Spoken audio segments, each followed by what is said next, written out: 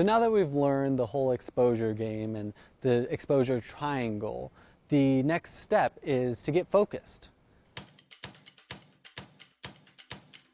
So it's not just about what's clear or sharp or crisp in your image, but it's also what's out of focus and how does it fall out of focus. So when it comes to focusing, there's two main things that affect your focus plane, or what is in focus and what is out of focus. The first is your f-stop, and that is what we've talked about. How much light's coming in and how shallow of a depth of field do you have.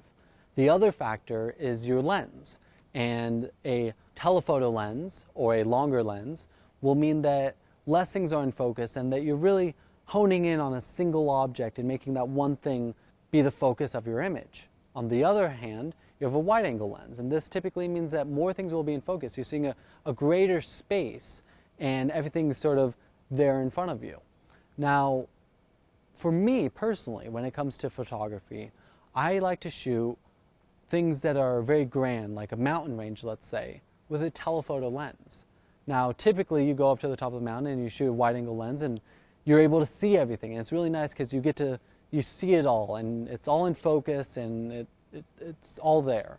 But when you throw on a telephoto lens and you step a little bit farther back, you're able to really see the details and have some things fall out of focus. Maybe just the tree line's in focus, but the mountain in front of it's out of focus.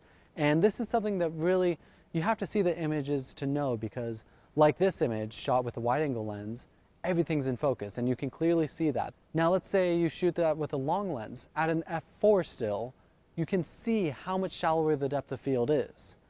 So as you can see from these examples, focus is sort of a creative process, and really deciding what will be in focus, how it falls out of focus, is where you become a photographer and get to decide what your image will look like. In the next two lessons, we'll be talking about autofocus and manual focus, because although it's great to think creatively, sometimes you need the technical skills to make sure you get the shot.